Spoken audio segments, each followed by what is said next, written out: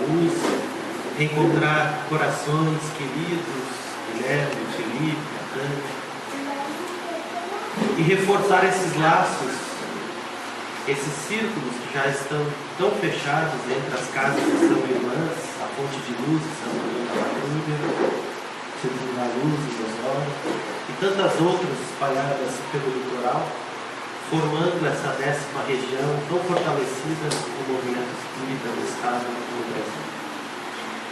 Gostaria também de parabenizá-los pela iniciativa de, nesse período tão especial, todo ano, onde os nossos corações se enternecem e lembram de maneira ainda mais especial da figura do Mestre Jesus e a sua passagem luminosa pela terra, esse projeto, em cima do livro, tendo como obra referencial a Ontologia Mediúnica de Natal, relembrar a palavra de espíritos de escola acerca desse grande mestre que foi Jesus. E o tema que nos coube, a boa nova aos pastores, não é necessariamente um capítulo do livro intitulado dessa forma, mas são diversas referências que estão no livro, assim como diversas referências constam dos evangelhos, acerca da figura do pastor, dos pastores. Vamos procurar entender por que Emmanuel reforçou o símbolo do pastor nesses tempos de Natal. E Emmanuel, que abre na mensagem número 1 do livro, Ontologia Mediúnica de Natal, a mensagem oferta de Natal do Espírito Emmanuel. E é interessante porque se Kardec foi o grande codificador, o grande organizador, metódico, didático da obra espírita, do Pentateuco espírita, Emmanuel foi o grande codificador, também de uma maneira muito metódica, didática, a organização de toda a obra mediúnica de Francisco Cândido Xavier. E assim como cada capítulo do Evangelho segundo o Espiritismo, por exemplo, está numa ordem que foi pensada em ser daquela forma, né? A gente tem o maior capítulo do Evangelho segundo o Espiritismo, Bem-aventurados os aflitos, e logo em seguida ele, o Cristo Consolador. Isso foi pensado por Kardec em ser dessa forma, ter essa sequência, né? Pois ele é o grande professor. E com Emmanuel também é assim. Então, se vocês forem observar comigo, na primeira mensagem, a oferta de Natal, ele vai relembrar a importância de aderirmos a esse espírito quando do momento do Natal, do mês do Natal. Então ele diz assim: Senhor, enquanto as melodias do Natal nos internecem, recordamos também ante o céu iluminado a estrela divina que te assinalou o berço na palha singela. De novo, alcança-nos os ouvidos as vozes angélicas. Prestem atenção, eu até destaquei essa frase que Emmanuel traz dos Evangelhos: glória a Deus nas alturas, paz na terra, boa vontade para com os homens. Tá? Marquem essa frase. E aí Emmanuel segue dizendo assim: e lembramos do tópico inesquecível da narrativa de Lucas, do Evangelho dele, lá no comecinho. Isso é importante a gente também observar, que essa narrativa vem no início de todos os Evangelhos, onde Lucas, em modo especial, narrando lá no início do Evangelho dele, dizendo que havia na região da manjedoura pastores que viviam nos campos e velavam pelos rebanhos durante a noite. E o anjo do Senhor desceu onde eles se achavam, e a glória do Senhor brilhou ao redor deles, pelo que se fizeram tomados de assombro no brilho do Deus. Ficaram assustados com aquele fenômeno que se desencadeou diante dos olhos deles. O anjo, porém, lhes disse: não temas, não temais. Eis que vos trago boas novas, boas notícias, de grande alegria, que serão para todo o povo, e que hoje nos nasceu na cidade de Davi o Salvador, o Cristo, o Senhor. Então aqui a gente tem a primeira referência, abrindo o capítulo do livro, a frase que Emmanuel destaca, nos convidando para a paz, né? Glória a Deus, boa vontade para com os homens, né? Se a paz na terra se estabelecer através desses braços operantes na terra. E a figura central do anjo se manifestando diante dos pastores, trazendo essa boa notícia, né? O Evangelho é a boa notícia, Cristo é a boa notícia contida no Evangelho, né? E aí daqui do primeiro capítulo eu vou pular para o último capítulo do livro, mensagem 80, nada está ao acaso. E como é que o Emmanuel encerra esse capítulo, que é o último, como é que ele encerra, né? A última mensagem do último capítulo do Antologia Mediúnica do Natal, com a mesma frase: glória a Deus nas alturas, paz na terra, boa vontade para com os homens. Então, ele é realmente fabuloso, né? Muitos falam que o trabalho, o conjunto da presente na obra de Francisco Xavier deveria merecer um Nobel, tamanho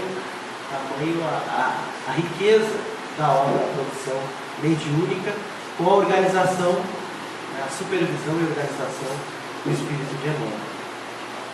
Então aqui Emmanuel encerra o livro, né, destacando que é por isso que todos nós, ano a ano, somos induzidos, sem distinção de credo e raça, a cultivar o poder da fraternidade uns diante dos outros, pelo menos um dia. Essa frase me causou uma reflexão importante, que na verdade esses pastores que o Evangelho nos apresenta, né, na verdade somos nós, mesmo ainda sem sabermos sermos pastores, termos essa capacidade de pastorear, mesmo que hoje estejamos vivendo mais como ovelhas sendo conduzidas, sendo pastoreadas, mas o projeto de Deus, o planejamento divino não é o de sermos tão somente ovelhas guiadas, mas sermos, como André Luiz nos fala, co-criadores com o Pai. Claro, num primeiro momento, co-criadores em plano menor, como ele fala, né? Auxiliar-nos na medida das nossas capacidades e na medida das nossas deficiências e impossibilidades, mas sermos parceiros de Deus na criação. E é fantástico, porque o Emmanuel faz no primeiro capítulo e no último um link, que é um link que na verdade já existe no Evangelho. Emmanuel liga a figura do pastor à figura da paz. Se formos observar, estudar o Evangelho, veremos lá essa manifestação do anjo anunciando Jesus aos pastores. E se a gente for ao fim dos evangelhos, principalmente no Evangelho de João, onde Jesus volta, vamos dizer assim, da morte, se manifesta, se apresenta, se materializa na linguagem espírita diante dos apóstolos, e lá pelo fim do Evangelho, onde ele está dizendo ali as últimas palavras aos apóstolos, olha o que Jesus disse, né? No momento que eles fizeram uma nova ceia juntos, ele ali, né? Jesus questionou a Simão Pedro: Simão, filho de João, tu me amas mais do que a esses outros? Respondeu ele: sim, Senhor, tu sabes que eu te amo. Jesus o encarregou, olha só a figura: cuida dos meus cordeiros. Outra vez Jesus lhe perguntou: Simão, filho de João, tu me amas? Ele afirmou: sim, Senhor, sabes que eu te amo. Jesus então lhe confiou: pastoreia as minhas ovelhas.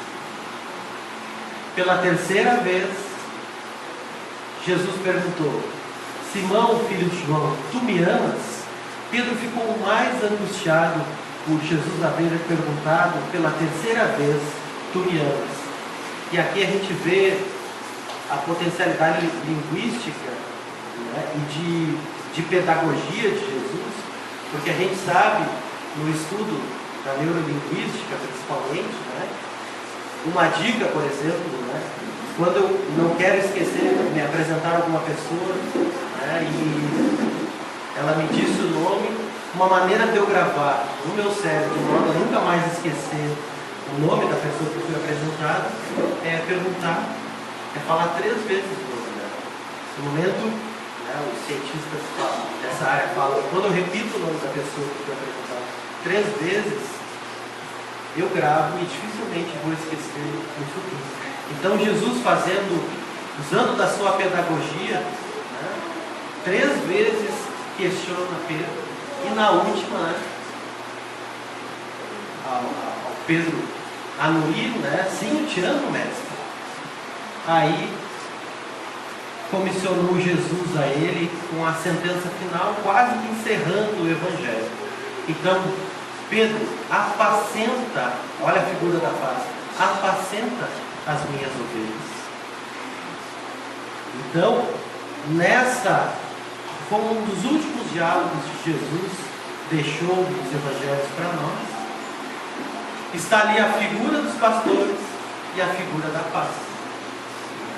E aí Emmanuel, como que, né, para norteá-los, apresentar de maneira clara esse link, nos deixou no livro Antologia Mediúnica de Natal, isso de maneira muito sutil, né, mas sempre com um propósito educativo que nunca escapa.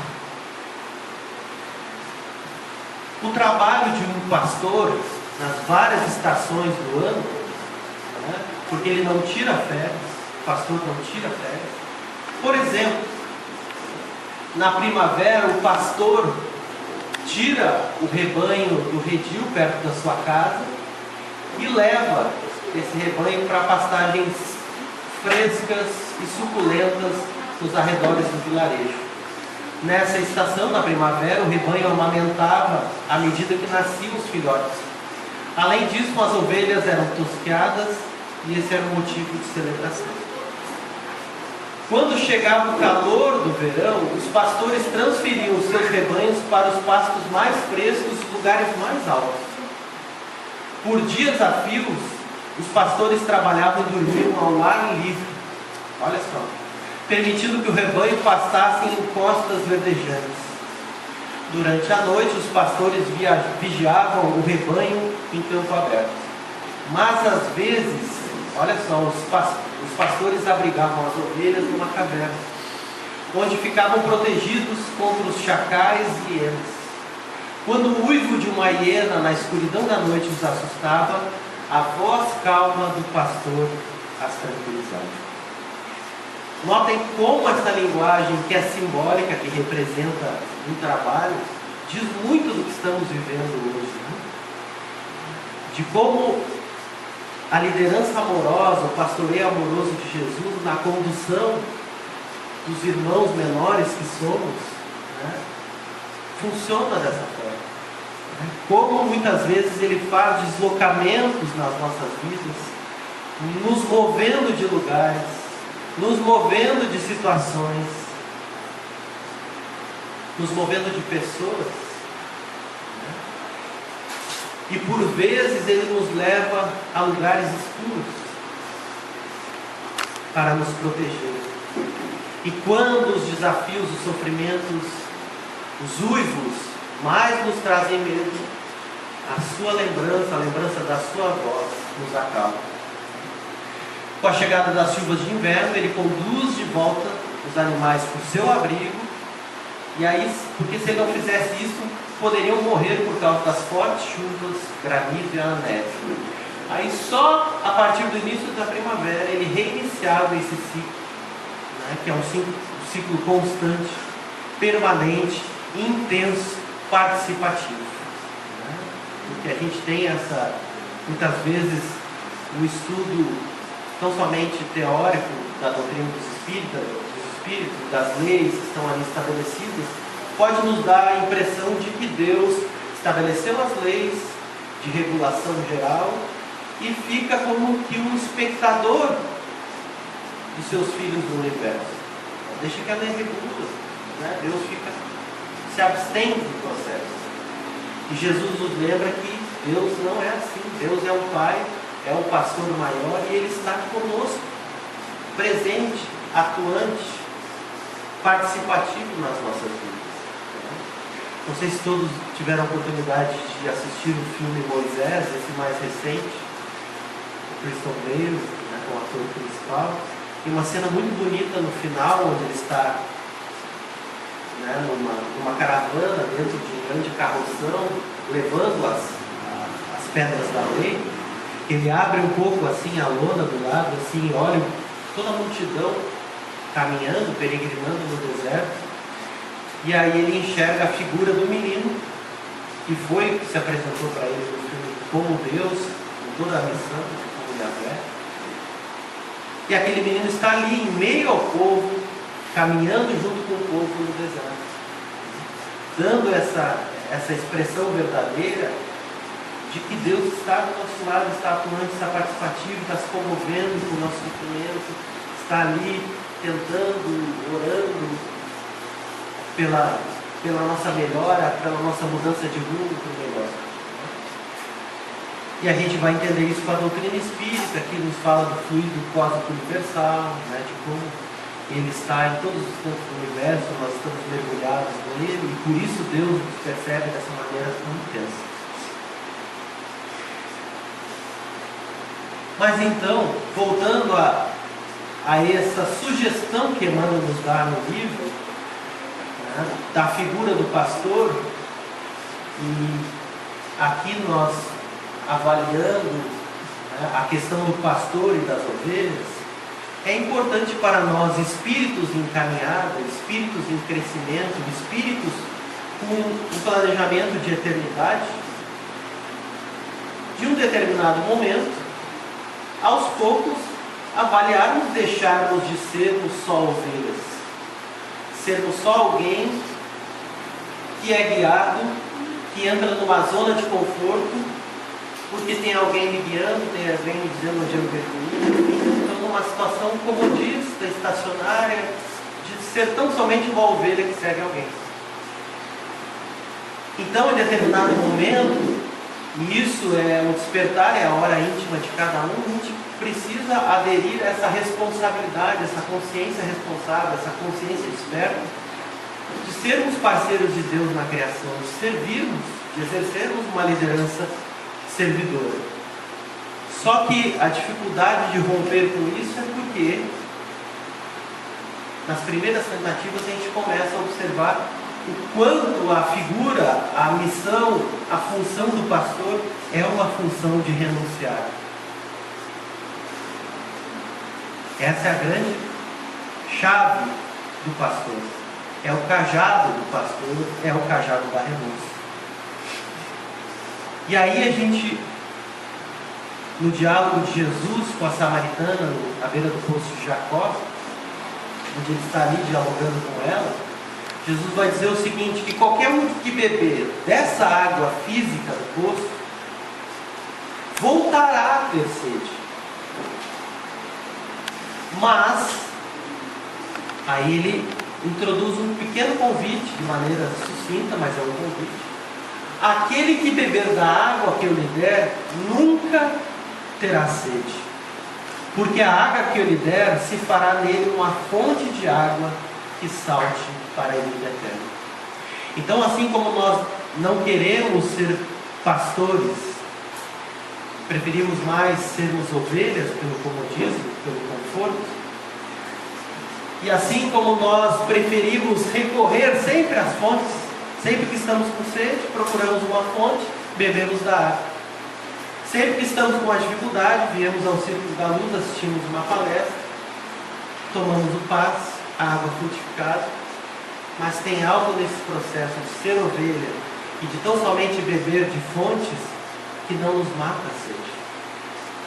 2, 3 dias, uma semana depois, aquela coisa no peito começa a vir de novo, aquela sede começa a se manifestar e a gente, por comodismo, por conforto, volta à fonte, ou busca o pastor. Então o convite de Jesus é que nós passemos a ser fontes. Só assim, sendo fontes e não tomadores de fontes, mas fornecer da água que já temos, só assim, essa sede que está sempre nos corroendo, essa sede terá fim. Então, por associação, eu posso dizer que só quando formos pastores ou iniciarmos o movimento do pastoreio, é que esse buraco que por vezes a gente escuta as pessoas dizendo terem dentro do peito, por vezes, né, só no trabalho de renúncia, de devoção, de amor que fornece, né, e não somente o amor que vai em busca, que simplesmente quer ser amado. É o norte, é o convite amoroso de Jesus para os nossos corações. E aí, trazendo um exemplo disso, essa menina, ela é bem nova, acho que vocês, de repente as meninas, assim, mais adolescentes, você conhece, a Selena Gomez, pois ela é uma cantora, atriz, dubladora, de desenhos animados, fez vários programas juvenis, infantis para o Disney Channel. Em 2000 ganhou destaque mundial a estrelar uma série vencedora no Disney Channel, Os Feiticeiros de Waverly Place. E aí isso alavancou a carreira musical e cinematográfica dela. Então, dados recentes, ela já vendeu cerca de 10 milhões de álbuns. E agora nas ferramentas de música pela internet, vendeu mais de 30 milhões de músicas separadamente. Então, eu trago a figura da Selena para demonstrar assim, é alguém cujo amor dos fãs, né, a devoção, está todo canalizado para ela. E muitas vezes a gente, no estabelecer os nossos sonhos, nossas metas, nossos planejamentos, principalmente os mais jovens, né, é de tentar ser igual a ela, né, com a fama, com os seguidores, com os fãs. Mas com tudo isso, ela, agora, no final de agosto de 2016, ela anunciou que faria uma pausa, e realmente fez uma pausa na carreira, para lidar com os ataques de pânico e depressão. Então ela cancelou vários shows da sua turnê mais recente, inclusive uma apresentação que faria aqui em São Paulo, no dia 10 de setembro. E por dessas coisas da internet que é viral, né, que se espalha, essa notícia só fez aumentar, né, o número de seguidores. Então, nos perfis dela, para vocês terem uma ideia, no Facebook, no Twitter, no Instagram, ela atingiu uma marca há pouco tempo de 100 milhões de seguidores. 100 milhões de mentes, né, direcionando, vamos dizer assim, atenção, boas vibrações, na maioria dos casos, né, bons sentimentos, amor. Mas isso não há discernimento. Isso vem ilustrar o quanto, né, buscarmos de fonte, ou tão somente recebermos o amor, a devoção, né, não nos dissedenta, não nos tira a sede. E nos tempos de Jesus havia também uma Selena Gomez da época, né, que era a Maria de Magdala. E é Humberto de Campos que vai narrar lá no capítulo 20 do livro Boa Nova. E apesar do palacete que os romanos construíram para ela. Os empregados, escravos, também colocados à disposição dela, para que não faltasse nada. O luxo, as joias, as grandes festas, grandes jantares, recebendo as grandes autoridades de Roma e de Jerusalém, e ela sendo a figura mais destacada, com as mais belas joias e roupas, isso não tirava a sede de Maria. E aí, envolvida por esses pensamentos todos, por esse vazio, Maria penetrou o umbral da humilde residência de Simão Pedro, onde Jesus parecia esperá-la, tal a bondade com que a recebeu num grande sorriso. A recém-chegada sentou-se com indefinível emoção a estrangular-lhe o peito, aquela ansiedade, assim, aquela vontade insuperável do encontro com o Mestre Jesus. Vencendo, porém, as suas mais fortes impressões, assim falou em voz súplice, feita as primeiras saudações. Olha só: Senhor, ouvi a vossa palavra consoladora e venho ao vosso encontro. Tendes a clarividência do céu e podeis adivinhar como eu tenho vivido. Sou uma filha do pecado, todos me condenam. Olha só: entretanto, mestre, observai como tenho sede do verdadeiro amor.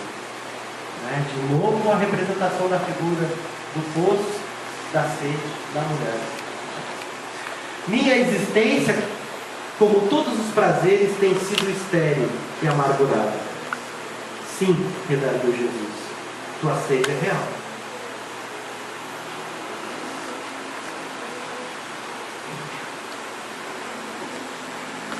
E aí Jesus diz assim, o mundo viciou todas as fontes de redenção, e é imprescindível compreenda que em suas sendas a virtude tem que marchar por uma porta muito estreita. Aos que amam os que lhe pertencem ao círculo pessoal, os que são sinceros com os seus amigos, os que defendem seus familiares, os que adoram os deuses do favor. Olha só o que Jesus diz: o que verdadeiramente ama, porém, conhece a renúncia suprema a todos os bens do mundo e vive feliz na sua senda de trabalhos para o difícil acesso às luzes da redenção. Só o amor que renuncia sabe caminhar para a vida suprema. Só o amor que renuncia sabe caminhar para a vida suprema. Maria o escutava embevecida, ansiosa por compreender inteiramente aqueles ensinos novos. E aí interrogou, vai que ela tenha escutado errado, ela interrogou o mestre novamente. Só o amor pelo sacrifício poderá saciar a sede do coração? Só? E aí Jesus teve um gesto afirmativo e continuou: somente o sacrifício contém o divino mistério da vida. Viver bem é saber imolar-se. Imolar-se. E Maria é clara, a pergunta é clara: é só por aqui? Só o amor sacrificial que renuncia, que chora, aquele amor que dá trabalho, que traz dificuldade, é só por aí? Sim. Só o sacrifício contém o divino mistério da vida. Viver bem é saber imolar. E aí a gente traz a representação que não é nossa, os grandes estudiosos do Velho Testamento utilizavam os seus ensinamentos e utilizam ainda hoje, a representação de dois mares muito conhecidos naquele cenário onde palmilhou Jesus, que é o mar da Galileia, lá em cima, no norte, e ao sul, o Mar Morto. Ambos nascem, têm as suas águas oriundas da mesma fonte. um dos afluentes, uma fonte, né, que é um dos afluentes do Rio Jordão, né, e que então é Bezerra-nos no final do Mar Morto. Mas a grande diferença entre os dois é que o Mar da Galileia do Norte, recebendo a água das fontes, dos afluentes, não se encerra em si. Ele toma daquela água e permite que ela avance para frente no seu curso, abastecendo outras tantas regiões, outros tantos lagos, córregos, plantações. Mas, chegando aqui no Mar Morto, que tem um comportamento diverso ao seu irmão da Galileia, o que o Mar Morto faz? Ele bloqueia qualquer tipo de fuga dessa água, de transporte dessa água para qualquer outro lugar senão ele mesmo. Recebe a água que chegou aqui não vai lá para nenhum lugar. E o que acontece com esse mar, que é o Mar Morto? Né? O nome já diz, é morto. A água salgada, não há vida. Então, os estudiosos nos trazem esse exemplo, né? Essa representação do Mar da Galileia, do Mar Morto, justamente para a ação do homem de bem, para a ação do homem que ama. O amor é só para mim? Eu tenho que ser abastecido e o amor que eu recebo é tão somente para o meu sustento? Ou entra necessariamente um amor que renuncia, que recebendo as bênçãos da casa espírita, recebendo o estudo do Espiritismo, do Evangelho, recebendo esses rios, esses afluentes que desaguam em nós, potencializados, a gente passa adiante, encaminha, consola, esclarece, reparte, retransmite. E aí a gente traz o Emmanuel no Caminho, Verdade e Vida, capítulo 154, renunciar. Porque renunciar é a palavra de quem quer ser fonte, é a palavra de quem, a convite do Mestre Jesus, quer ser pastor. Tirei algumas extrações desse capítulo que é fantástico. E Emmanuel vai dizer o seguinte: observemos, portanto, o que representa renunciar por amor ao Cristo. O que representa aderir esse convite de Jesus? É perder as esperanças na terra, conquistando as do céu.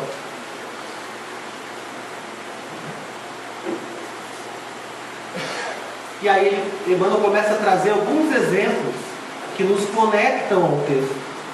Porque todos nós passamos por algum tipo dessas situações que o Emmanuel coloca aqui. Se os pais são incompreensíveis, se a companheira é ingrata, se os irmãos parecem cruéis, é preciso renunciar à alegria de tê-los melhores e perfeitos, unindo-nos ainda mais a eles todos, a fim de trabalhar no aperfeiçoamento por Jesus. Porque nessa visão imediatista, nessa visão de querer, no curto prazo, já na terra, recebermos os bens, a herança, o nosso patrimônio,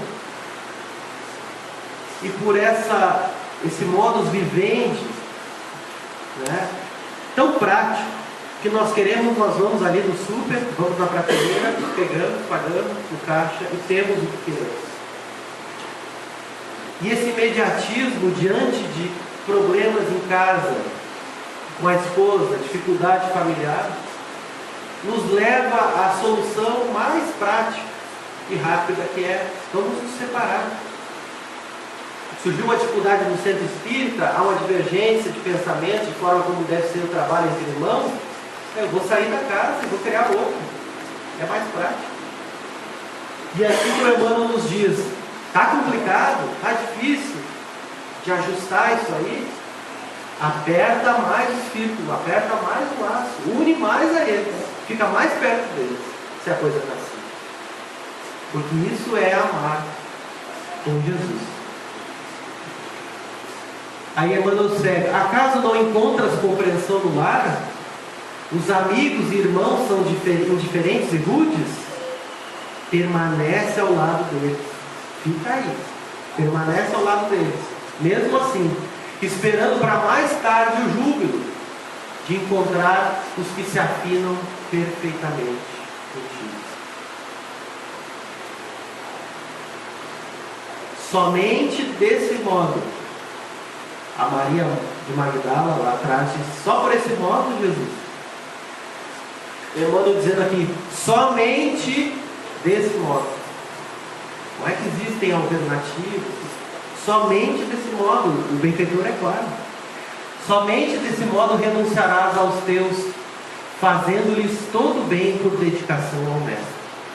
E somente com semelhante renúncia alcançarás a vida eterna.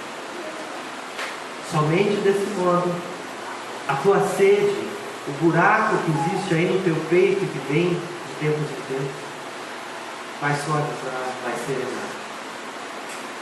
Só pelo amor sacrificial. Esse é o convite de Jesus para sermos pastores, para sermos bons. O amor que renuncia. Porque só com esse amor e renúncia nós caminharemos efetivamente para um mundo regenerado.